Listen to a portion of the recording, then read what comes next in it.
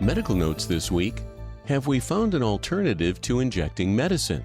Needles are a fear for many people, but some necessary medications can't be taken any other way. In an effort to update this delivery system, scientists have created a new suction cup method. The small device attaches to the inside of your cheek and sends medicine through the mucosal lining into the bloodstream. The research is published in Science Translational Medicine. Your hometown influences what you consume. A new study in Nature Communications breaks down which populations drink more sugary beverages.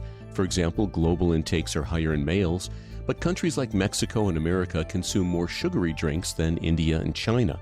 The study doesn't mention a reason behind the results, but experts think it may be connected to local marketing laws. And finally, we may soon be able to simplify our daily workout. A new study in the Journal of Pharmacology and Experimental Therapeutics has laid the foundation for a future without exercise.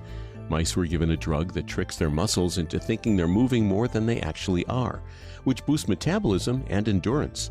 The mice were able to run almost 50% farther without any physical training.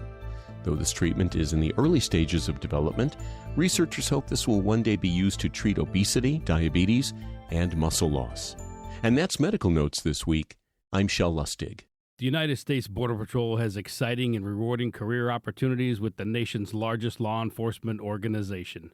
Border Patrol agents enjoy great pay, outstanding federal benefits, and up to $20,000 in recruitment incentives. If you are looking for a way to serve something greater than yourself, consider the U.S. Border Patrol.